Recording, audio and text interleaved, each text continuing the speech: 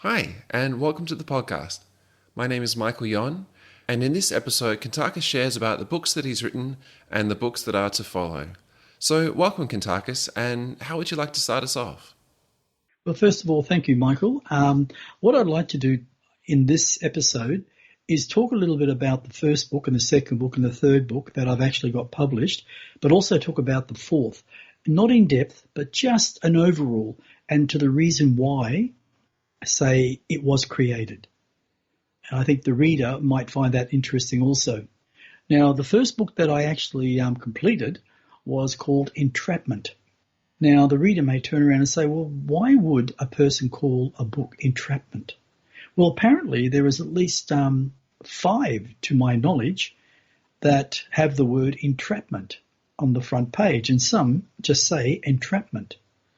But the word entrapment means, the way I wrote the book, is that us as a human society, because we have lived so many lives and we are so highly conditioned by our emotions, by society, by our parents, I decided to write a book to actually help free us from those conditions, those fears, those emotions. And that's one of the reasons why I called it entrapment, because I believe from my own experiences that we each, no matter what we do in life, no matter how rich we are, no matter how poor we are all entrapped within this human society to some degree. Some less, some more. Now, what's really interesting is the contents. And this is something that the reader has to give some deep thought to. Now, the contents, for instance, naturally is called the introduction. Then after that, the first topic is ego. What ego? It's called human ego. And it's been developed over a very, very long time. In fact, nearly 1 million years of evolution with human society.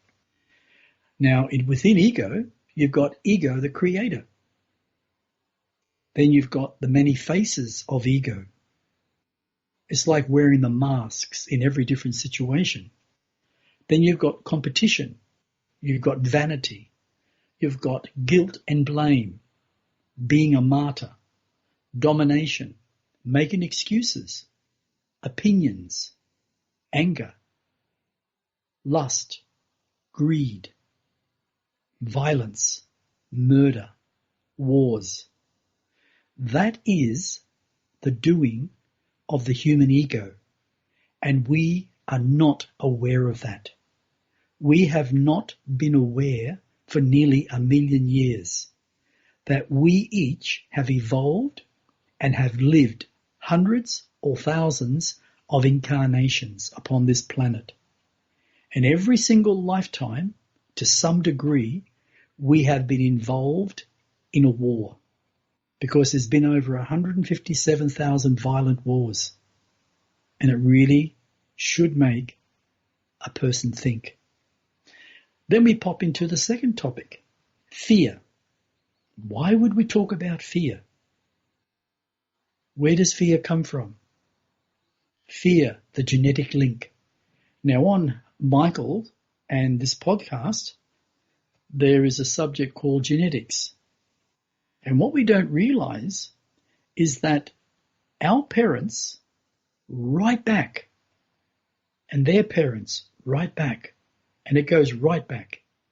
And what you'll find all the way down the line through generations, genetics, specific characteristics of those people, parents, grandparents, great-grandparents, have passed those genetics down the line.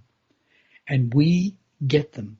And we will pass them on to our children, whether they're positive, whether they're negative. And I tell you now, what I've seen in a lot of cases, it's pretty well 60 to 80% negative. Whether it's to do with human disease, whether it's to do with characteristics that come out through certain experiences through life. And then we pass those experiences through our fears, through our genetics onto our children. Now, also with fear, the past, the effects, present and future. Emotions versus feelings. Emotions, the great manipulator. Belief systems and conditioning. Fears create our present and our future. Now we may say, how can that be? How can we create our future from our present or our past? And it's all got to do with emotions. And emotions, in most cases, are built on fears. Then we got responsibility.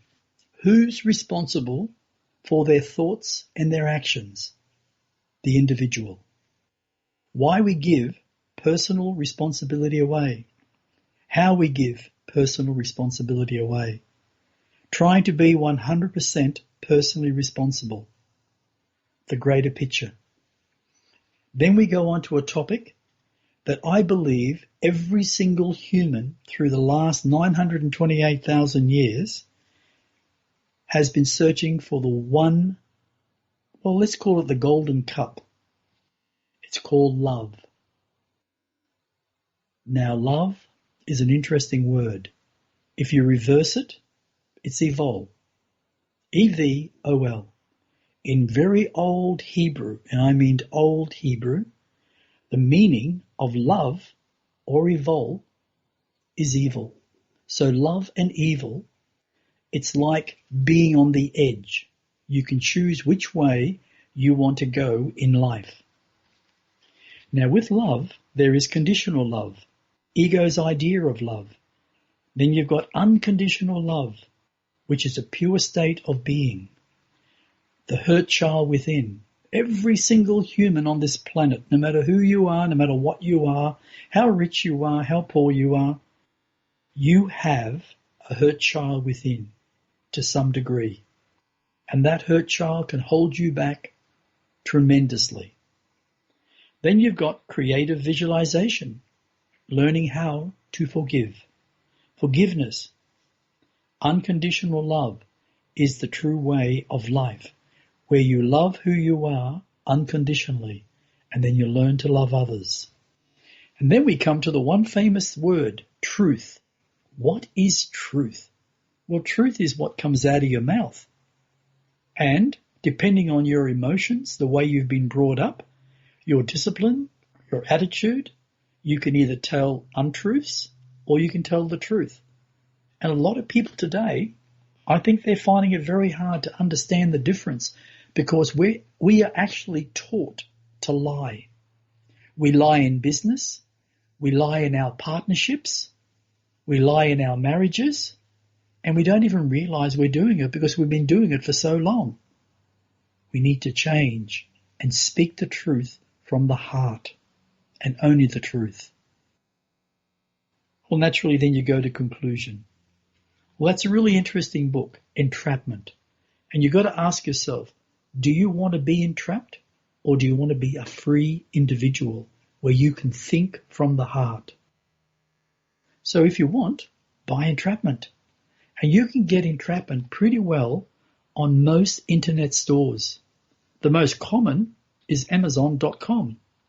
Then you've got Booktopia.com.au, which is an Australian company. You've also got Barnes & Noble, which is American. They've also got one of the ones called ABE, which is also physical stores as well as internet stores. So you'll find it somewhere, and I think it sells for around about between $15 and $20. Did you want to ask anything, Michael, before I go on to number 2? I just want to say I've had the book for a while, and I did find it very insightful and practical, and like it covered quite a lot. It was a very well written book, I thought. So I just wanted to say that, yeah. Oh, thank you, Michael. That's very nice of you. Now we go on to my second book. Now, I've got to be honest, I can't tell you exactly how long it took because you know what it's like. If you're a writer, you got this feeling to write, and sometimes you don't even know what you're writing. and you start writing, and then you put it aside, then you write something else.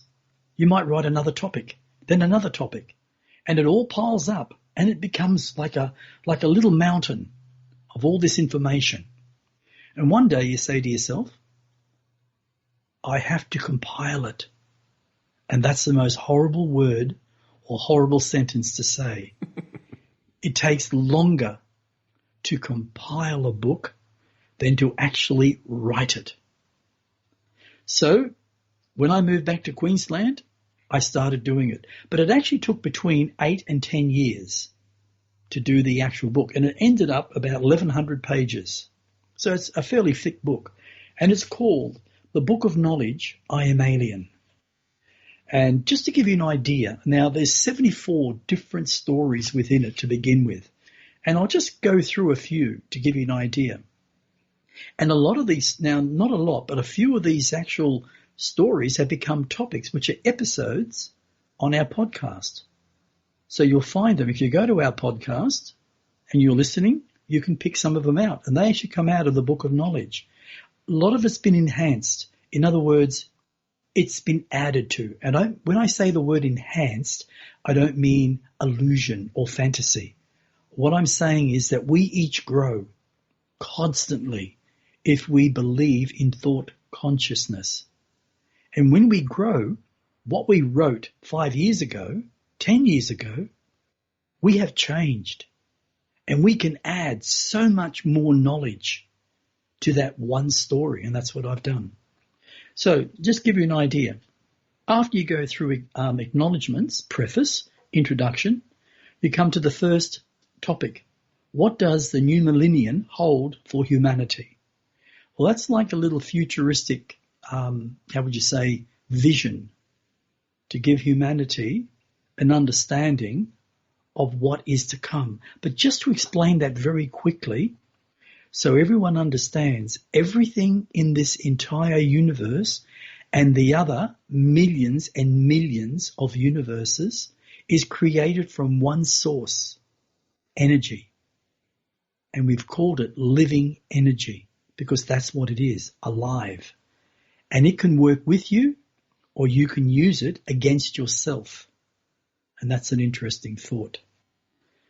Now, we go on to number 2. We call comas and deaths, learning to understand why people go into comas and what happens to the spirit. Like, is the spirit still in the body? Absolutely not. But if you read it, it'll give you a much deeper understanding.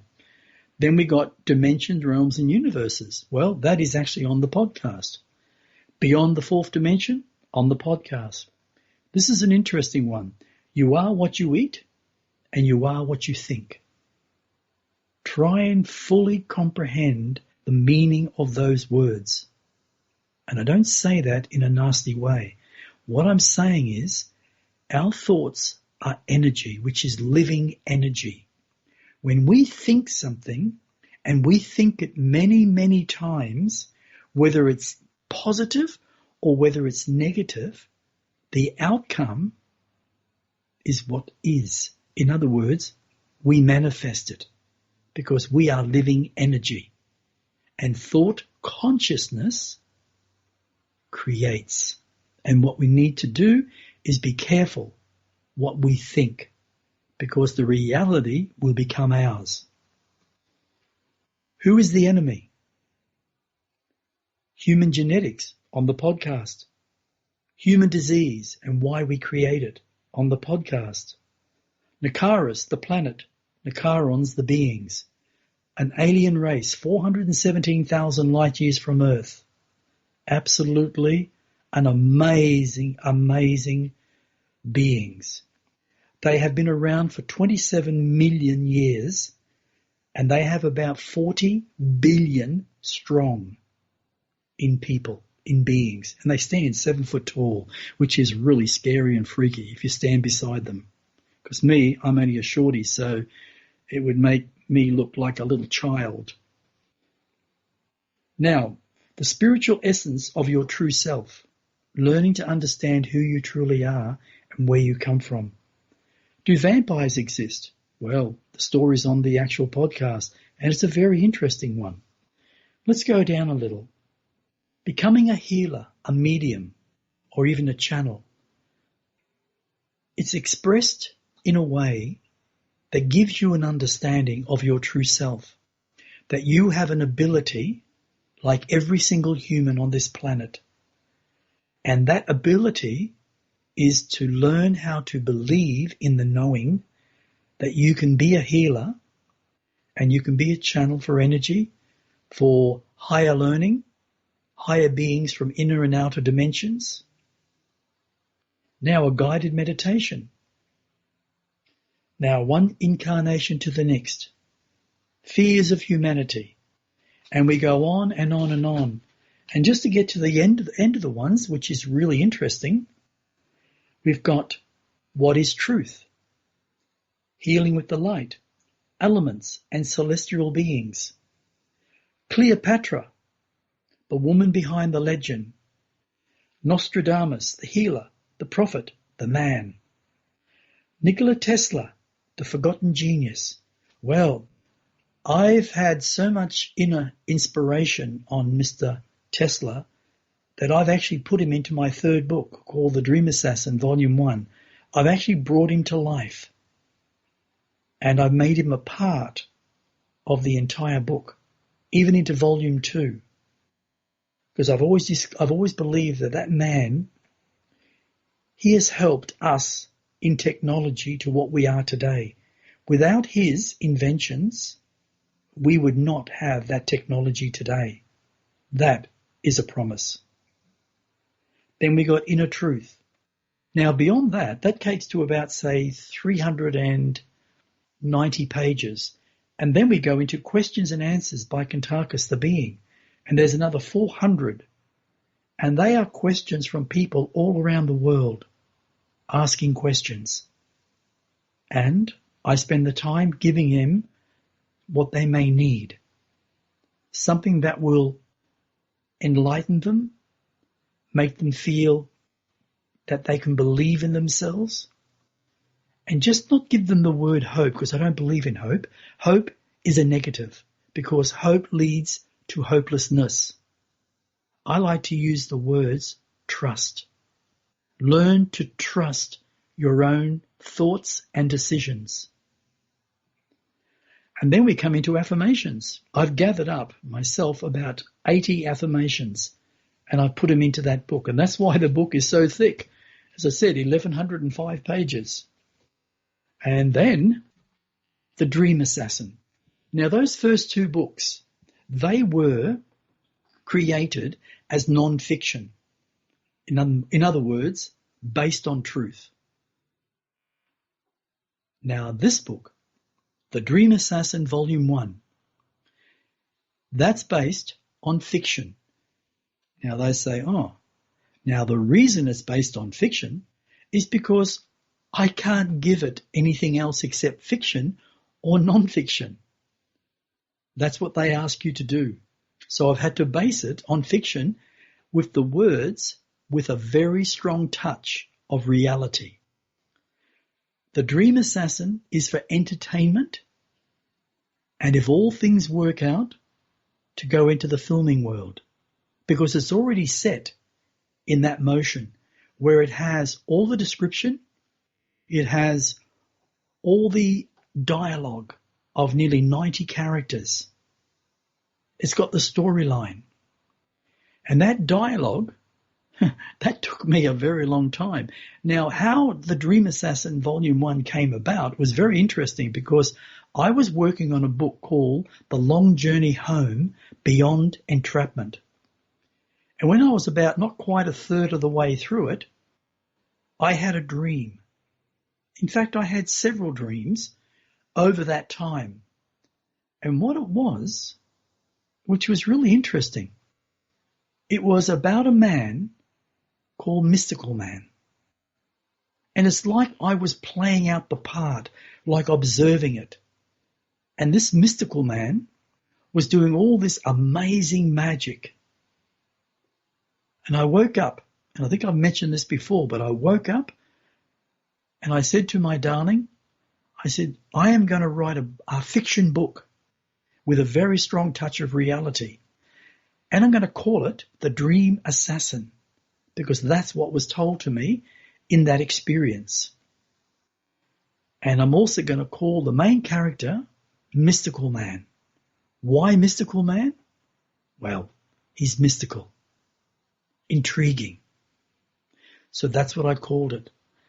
Now that book is about 750 pages and there's 7 chapters to it. And I'm not sure if a lot of people would get annoyed by the way it's been laid out.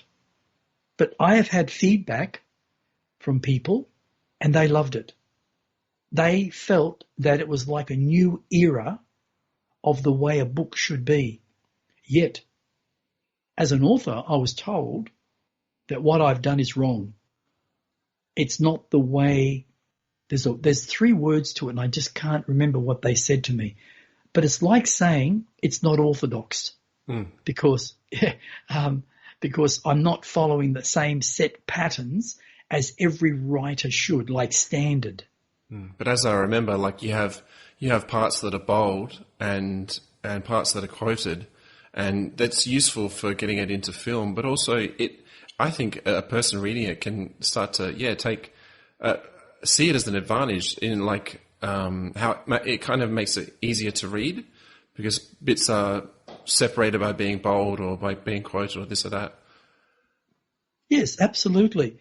Absolutely. And I also believe from what I've experienced from people, they love the dialogue because what it does, it allows them to like become a part of the actual main character, or someone like Frank Hartley, who's a freelance journalist. And he's got a funny character yet a serious character at the same time. And he befriends Mystical Man and they set out on a great venture. And what they do, they actually run with another man who actually puts all the funding up, called Philip Dustin. And he's an entrepreneur, billionaire. And he takes it on. But they run the greatest magical shows on earth. And they do huge ones, like in stadiums. And Frank writes books, and which is interesting, he's writing this book. It's really unusual how I did it. And what happens with Mystical Man, every time he does a show or he goes out to get rid of certain baddies off the planet Earth, he films everything because he is living energy. He can't be killed. He can never be destroyed. And he is forever. And he's totally limitless in everything that he does. And the type of magic he does is just phenomenal. And what's interesting is when I started writing it, I was having dream experiences by the dozens. And that's how I came up with a lot of the magic. And that's how I came up with a lot of the characters as the actors in certain chapters, because there's 7 chapters, different type of stories. And I found Mystical Man, by day, he was a magician. By night, an assassin. Now, some people may say he kills people. What he rids the earth of is the evil. The ones who murder, like serial killers, serial rapists, pedophiles, terrorists, especially terrorists, people in high places that dominate, control, torture. And you'd have to read the book to understand where this man, Mystical Man, comes from. He's a very loving character, but at the same time, he can be damn serious too. And when he gets rid of someone, he gets rid of them. And he has the ability just to look at you and say, enough. And he'll wave his hand at you, and it's like energy just comes out of his hand and hits a person or hits a building, and it literally starts to vaporize. And what's really interesting too, where I come from on Nakaris, their technology is so highly advanced that they don't have funerals, they don't keep bodies, they don't burn bodies. What they do is they vaporize them. Everything is vaporized as if it never existed. But the memory is always locked away in a special like folder, so memories are always kept. But they have also the ability to remove certain genetics from individuals who create violence. What Mystical Man does, he removes the evil, but also the memories of every lifetime that being has had. So he can never incarnate again to hurt the innocent. He believes in equal justice, and he believes the innocent need to grow consciously, and that's why the evil is removed. I just needed to explain that. Did you want to say anything, Michael, about that? Or Yeah, the innocent need to be left alone to grow consciously, not to be interfered by evil. Absolutely. And this is the problem on this world. If we could visit other worlds, like, say, the Ilias, Muhas, the Doricans, the Nakarons, all there. If we visited their worlds, we would see a completely different form of existence, so far beyond ours. There's no violence on their worlds. There's peace. But if violence comes to them, they will deal with it very swiftly because their technology is so far ahead of most aggressive alien races. Here, we have killed each other, slaughtered each other for nearly 1 million years. In all those lifetimes, all of us have been murderers somewhere through our own history, our own evolution. The book that I created, The Dream Assassin, Volume 1 and Volume 2, as I said before, is for entertainment, but also it's a teaching book. It's to give you knowledge, unusual knowledge, intricate knowledge that you may never experience through life, that all these things are possible. It's like saying, I can teach you to bend space. Well, that's a reality. Science has already come to that reality or that truth that space can be bent. That's how the Ilias, that's how the Nakarons travel. You travel at the speed of light and you can open up a wormhole, a vortex or a black hole, and you can travel through it and save yourself in travel 10, 20, 30 years. You can travel to another universe within moments. It's quite incredible. And I'm bringing that reality into both those books with lots of knowledge and different forms of understanding to show you that living energy actually exists. Now, when we go into Volume 2 of The Dream Assassin, I've continued from Volume 1, from Chapter 7, about an alien race called the Zerazines.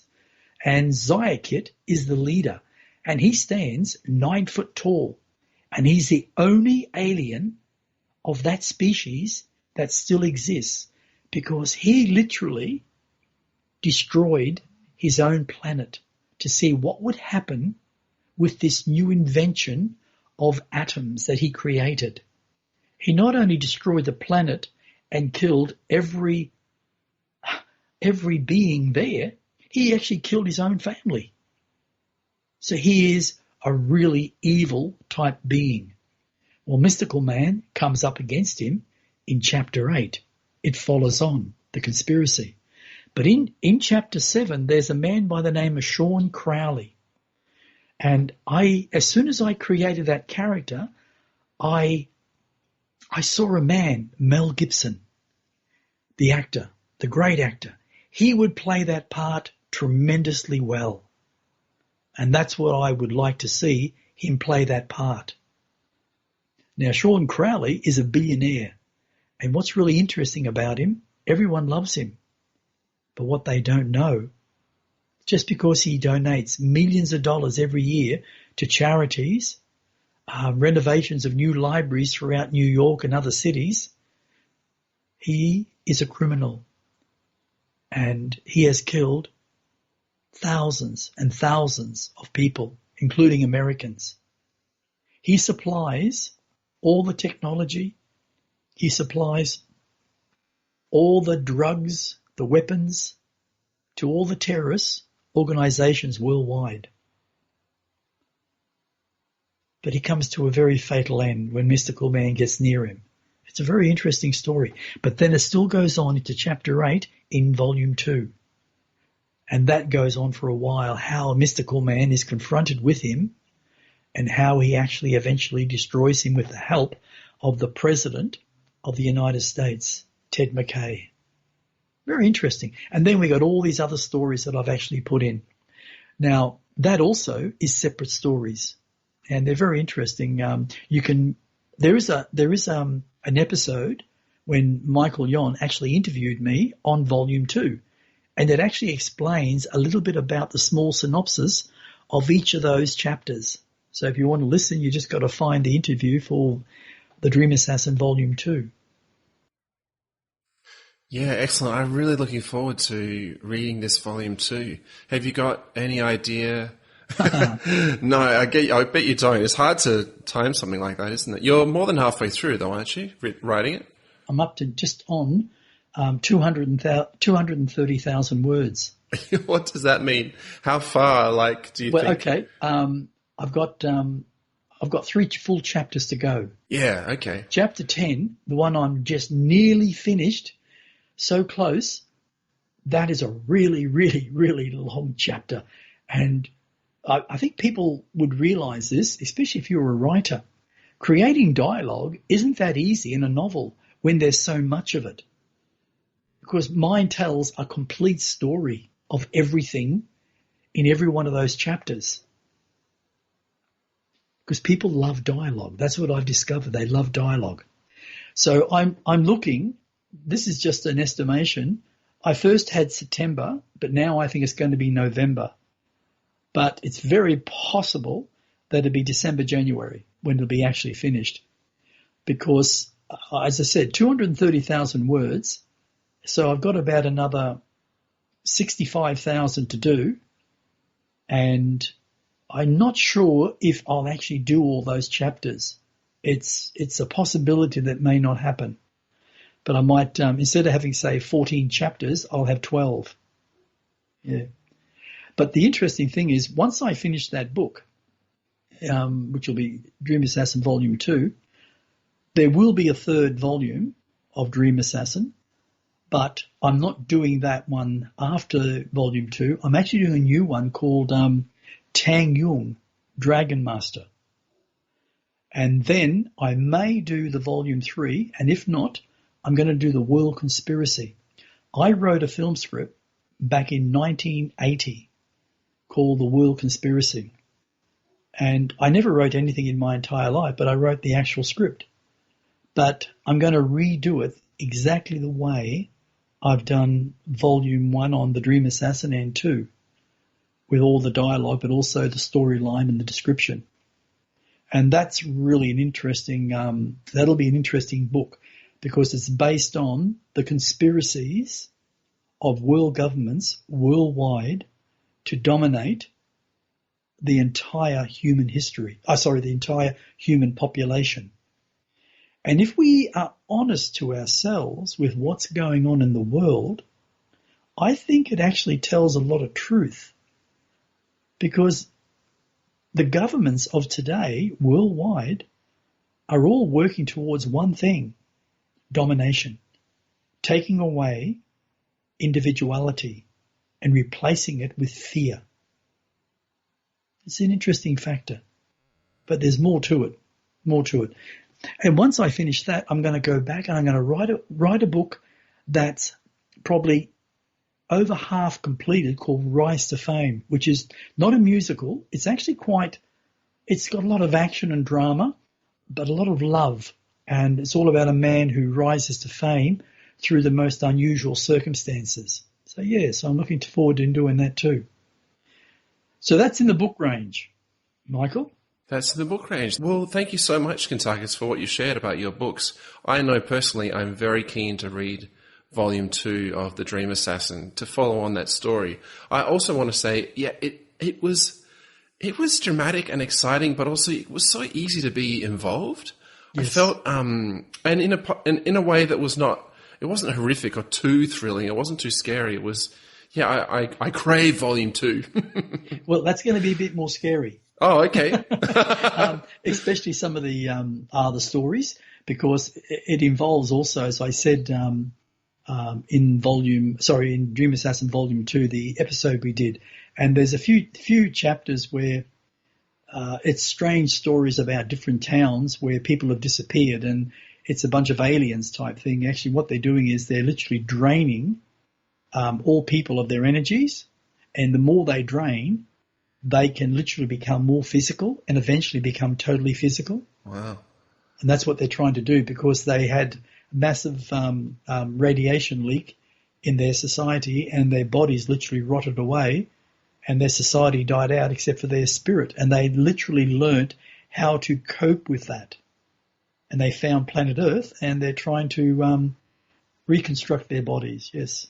That's really cool, because I know that the magic and the reality that you put together in these books is based on your literal understanding of what's possible. Absolutely. So when you say a large touch of reality, all this kind of sci-fi stuff, or like definitely like fantasy type magic, I guess, is happening because you could see that literally happening in some reality because of what you understand about life.